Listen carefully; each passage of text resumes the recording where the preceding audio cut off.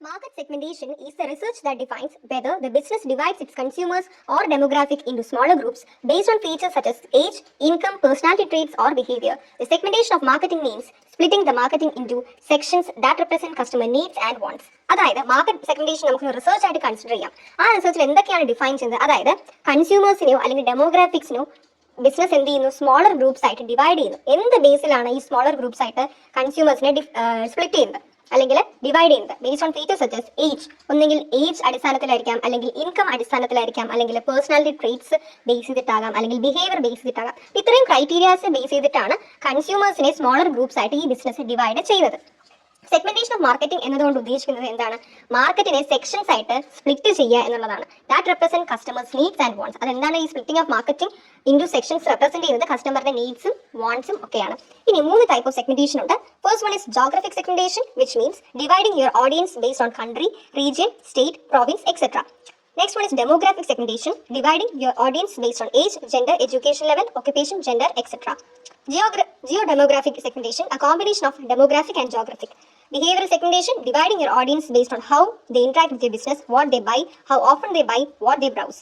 Psychographic segmentation, dividing your audience based on who your potential customer is, lifestyle, hobbies, activities, opinions, etc. Geographic segmentation കൊണ്ട് ഉദ്ദേശിക്കുന്നത് നമ്മുടെ ഓഡിയൻസിനെ കൺട്രിയുടെ ബേസിൽ നമുക്ക് divide ചെയ്യാം, region ബേസിൽ divide ചെയ്യാം, state ബേസിൽ അല്ലെങ്കിൽ province ബേസിൽ. ഈ ഒരു അടിസ്ഥാനത്തിൽ നമ്മൾ എന്ത് ചെയ്യുന്നു? ഓഡിയൻസിനെ ഡിവൈഡ് ചെയ്യുന്നതിനെയാണ് ജോഗ്രഫിക് സെഗ്മെന്റേഷൻ എന്നുകൊണ്ട് ഉദ്ദേശിക്കുന്നത്. ഡെമോഗ്രാഫിക് സെഗ്മെന്റേഷൻ എന്ന് പറയുമ്പോഴത്തേക്കും നമ്മുടെ ഓഡിയൻസ് എന്ത് അടിസ്ഥാനത്തിലാണ് ഡിവൈഡ് ചെയ്യുന്നത്? ഏജ് ബേസിലായിരിക്കാം, അല്ലെങ്കിൽ ജെൻഡർ ബേസിലായിരിക്കാം, അല്ലെങ്കിൽ educational level, maybe education qualifications base ചെയ്തിട്ടായിരിക്കാം, അല്ലെങ്കിൽ ഒക്യുപ്പേഷൻ ബേസിലായിരിക്കാം, അല്ലെങ്കിൽ ജെൻഡർ ബേസ്. അപ്പോൾ ഇത്തരം രീതിയിൽ അല്ലെങ്കിൽ ഇത്തരം ക്രൈറ്റീരിയയിൽ നമ്മൾ ഓഡിയൻസിനെ ഡിവൈഡ് ചെയ്യുന്നതിനെയാണ് ഡെമോഗ്രാഫിക് സെഗ്മെന്റേഷൻ കൊണ്ട് ഉദ്ദേശിക്കുന്നത്. Next geo demographic segmentation. അതായത് ഈ ഡെമോഗ്രാഫിക് സെഗ്മെന്റേഷന്റെയും ജിയോഗ്രാഫിക് സെഗ്മെന്റേഷന്റെയും ഒരു കോമ്പിനേഷൻ ആണ് geo demographic segmentation. Behaviour segmentation എന്ന് പറയുമ്പോഴത്തേക്കും നമ്മൾ ഓഡിയൻസിനെ എങ്ങനെയാണ് ഓഡിയൻസ് ബിസിനസ്സുമായിട്ട് ഇന്ററാക്ട് ചെയ്യുന്നത് ആ ഒരു രീതിയിൽ ഡിവിഷൻ അല്ലെങ്കിൽ ആ ഒരു രീതിയിൽ നമ്മൾ എന്ത് ചെയ്യുന്നു? ഡിവൈഡ് ചെയ്യുന്നു ഓഡിയൻസിനെ. ലൈക്ക് എന്തൊക്കെയാണ് വാട്ട് ദേ ബൈ, അവരെന്താണ് വാങ്ങിക്കുന്നത്, അല്ലെങ്കിൽ ഹൗ ഓഫൺ ദേ ബൈ, അവർ എത്ര കാലം കൂടുമ്പോഴാണെങ്കിൽ എത്ര ഫ്രീക്വൻസിയിലാണ് അവർ ഒരു പ്രോഡക്റ്റ് ബൈ ചെയ്യുന്നത്, അതുപോലെ തന്നെ അവരെന്താണ് വാങ്ങിക്കുന്നത്. അപ്പം അങ്ങനത്തെ കാര്യങ്ങളൊക്കെയാണ് ബിഹേവിയറൽ സെഗ്മെന്റേഷനിൽ വരുന്നത്. അഞ്ചാമത്തതാണ് സൈക്കോഗ്രാഫിക് സെഗ്മെന്റേഷൻ. അതായത് നമ്മൾ ഓഡിയൻസിനെ എന്ത് ബേസിലാണ് ഡിവൈഡ് ചെയ്യുന്നത്? Who your potential customer is. അതായത് ലൈഫ് സ്റ്റൈൽ ബേസിൽ, ഹോബീസ്, ആക്ടിവിറ്റീസ്, ഒപ്പീനിയൻസ്, ആ ഒരു രീതിയിലൊക്കെ ഓഡിയൻസിനെ എന്ത് ചെയ്യുന്നു?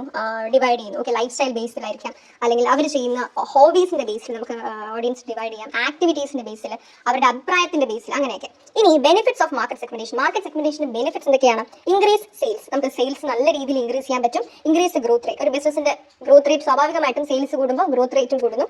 ഹൈ പ്രോഫിറ്റ്, അങ്ങനെ പ്രോഫിറ്റ് മാക്സിമൈസേഷൻ ചെയ്യാനായിട്ട് പറ്റുന്നു. Increase the market share. Provide adequate marketing direction. നമുക്ക് കറക്റ്റ് ആയിട്ടുള്ള മാർക്കറ്റിംഗ് ഡയറക്ഷൻ കിട്ടുന്നു. Facilitate proper marketing selection. പ്രോപ്പറായിട്ട് മാർക്കറ്റിംഗ് സെലക്ഷൻ നടക്കുന്നു.